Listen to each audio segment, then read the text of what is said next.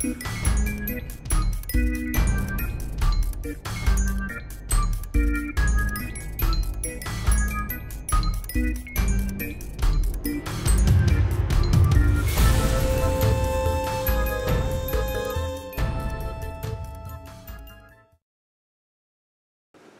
everybody, it's Doug here, Doug Mysticon, Board Game Geek, bringing you our next episode of Myth.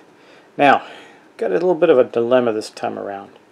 And in the last episode I did talk about some corrections. I'm not going to talk about any more here because I have a thought and I want to share it with you as I continue on. This is part of the process of the game, I guess. Anyway, we are playing out of the, if you've been following along you already know this, but the Kickstarter exclusive story quests. We're playing a Heart of Darkness, and I want to point out some things. So, it says we're trying to see if the undead have risen, and it says the goal is the heroes must find bones in the graveyard, get within 5 squares, then flee back through the mausoleum. Well, we've done that, and then it says in the setup that when we go back through the heroes, the hunting packs reoccur. So. Let me show you what I'm going to talk about here on the board and what I think we're going to do. Now you might think I'm cheesing out here a little bit, but this is the point of the scenario. The point of the scenario was to identify the source and get the heck out. Bones is really tough. I don't want to fight him. He's too powerful. He's really powerful. He's got 10 hits. He gets 3d10 on his hit. It's range 2. It says 6 damage per hit. So he's only getting 1 hit, but he's gonna, well, it says this doesn't make sense. Scissor slice. Bones swings both massive blades at a single target. And it says attack range 2, 6 damage per hit. And then here it says, this is contradictory, but it says 3d10, 1 damage, or 1 hit for 4 damage. Okay, whatever. Let's say it's 1 hit for 4 damage or 1 hit for 6 damage. I have no idea. But regardless, either way, that's really, really nasty. And he's got this Faith of the Fallen, and Without Mass, and Unholy, and Call of the Dead, and Necrotic Aura. I mean, just really nasty stuff. And he gets 5 fate dice to roll. So, in the scenario, it says I can run away. So let's explore that. Okay. I think this is the latest version of the rules. It's the ones I printed out again. It says abandoning a realm tile. It says if the hero if the heroes ever leave a realm tile that has not been cleared, the realm tile is considered to be abandoned. The following rules apply to the abandoned realm tiles. Remove all treasure counters, okay, no problem, from the realm tile and darkness board. Heroes immediately fail any chapter quests associated. We don't have to worry about that because we're only doing the story quest. Says not to use any chapter quests in this for obvious reasons because we would fail if we ran away. Associated tile. As soon as the last hero leaves the abandoned realm tile, any traps in play on the tile are removed. We don't have to worry about that. Heroes do not receive any reward associated with disarming the trap. No problem. The abandoned realm tile is not removed from the play area. In addition, all future realm tiles must stay in play for the remainder of the act. Okay, so that's okay. Anyway, I spawned a little pack on there because we're going to run away. I mean, that's kind of the point of the scenario. We've identified, ooh, look at that, that's nasty. Here he comes. Boom, boom, boom, boom, we'll get you, yeah. He's swinging those 2 big swords. Anyway, we got to get away from him. So, in my thought process, I think we're going to abandon the tile. It seems to be the thing that would make the most sense. When we step out of here, we're going to have to put up some hunting packs. I thought it'd be reasonable about it. Put 2 of them up to fight our way back as the undead continue to sprout up. So we're going to do that, and we're going to start with our rogue, our brigand-ish character. And I think what he's going to do is step onto the next tile, making a cautious move, and go into shadows. So I'm going to play that. That is an action. It does not trigger any darkness cycle. So he's just going to go like this. Boom. We are abandoning the tile. And we're going to take that off when he moves there and replace it with his shadow tile, or a shadow token. He may not stay in shadows for long because we'll probably want to move fairly quickly. again with our soldier has a bunch of cards, but all he's going to do is go, "Ooh, no, gotta get out of here. Woohoo! 1, 2. He's moving off the board. This is going to be one of the fastest turns we've ever had, I think. And then we're going to play a hustle.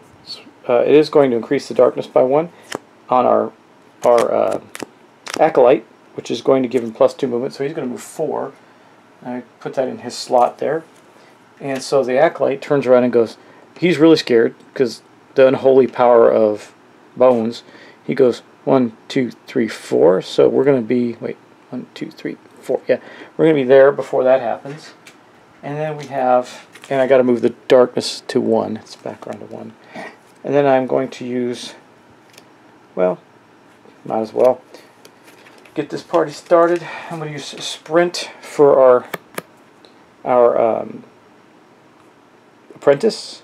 It's going to give a +3 move. It does count as an action, and it will increase the darkness track 1 more. But she's going to go 1, 2, 3, 4, and 5. Okay. That said, I'm going to break for a minute and populate this tile again. And with the magic of movie power, I have returned with a populated tile. Okay, so we're going to leave Bones out here just on the table. Nasty Bones. And what I did was I at least wanted to think that Bones would be trying to stop them from leaving and call up his undead army to block them. So that's what they've done. Remember, these 2 squares here can't be passed. These 2 can't be passed. And so what we have is we had 2 skeletons block the stairs with 2 archers behind them, and then I had 2 more skeletons. I think we'll do it, well, put them in the purple. 2 right here with 2 more archers blocking them. I can't actually see the back. Let me get you to the back row there. Right here, 2 archers and 2 guys there. We got the 4 there. So I think that actually is going to end our turn. Now we go to our card phase. So let's go do that. I hope you don't think me a coward for bending the tile, but it seemed like the right thing to do. Anyway, we're going to, she's at 0 threats. We're just going to remove the card. Boom. I'm going to keep 1. She's going to keep, actually, she's going to keep Blood of Gaia, even though I was thinking about keeping Blink. And that's going to, man, we're using a lot of cards on this. Anyway, 1, 2, 3, and 4. Payal, and she's going to get Breath of Heroes. Okay, it's a Courage spell. Illuminate, Attack, and Arcane Lance. Alright, no problem. For our Acolyte, we're going to discard the Hustle. Of course, they're at 0 threat because they had changed boards. We have some pretty good stuff here, but I think he's just going to keep the Smite. I don't know. I think we're just going to kill these things and get through, so we're going to discard those. We're going to keep Smite. We're going to draw 1, 2, 3, and 4. So good stuff. Consuming Flame, Righteous Fury, Armor of Faith, and Consuming Fire. Oh, they're both Consuming Fire. Yes, so we got some damaging spells there. Let's go on to our Brigand. Okay, the one with the Darkness card is going to stay put, but we're going to get rid of something, and I believe we're going to keep Shadow's Reach. We'll get rid of these, and we'll draw 4 more. There's 3 and 4. And that's Suicide Run, Shadow Reach again, Dirty Tactics, and Bloodletting. No problem. Now the soldier actually didn't have any cards, didn't play any cards, so we're going to keep, I think, Riding the Edge because we can run through a whole bunch of them. Yeah, we're going to keep Riding the Edge. We're going to get rid of the rest and draw 4 more for him. And again, none of them have any threat right now, so 1, 2, 3, perfect. Got another Riding the Edge, Harvested Bones, the Hidden Blade, and Sprint. So maybe we can Splint and Ride the Edge. I don't know. Can we sprint and Ride the Edge? We can. No, we cannot. In fact, we cannot make a move at all. We have to use our Rage. So we can generate a bunch of Rage to do that. That's fine. Okay, that ends that. Now all we have is our refresh phase, which what we're going to do there is increase the darkness track up to 3. And that is really it. An incredibly short turn this time around. So, anyway, guys, I'm going to keep them to 1 turn just to keep things sane. So, thanks for watching. Next turn, we are going to continue to flee from Bones so we can alert Sir Acheron of the evil that is raising the dead in the graveyard and perhaps do something about it next time. Remember, this is a 3-part scenario. I'm going to play this scenario now, go on to something else. I'll come back and string the next scenario in at some point, but there's other things I want to get to the table for you. So once we finish this one, we'll call it a day for now, and then come back to this scenario and do Act 2 a little later on down the road. Anyway, thanks for watching. Appreciate it. Talk to you soon, and have a great day.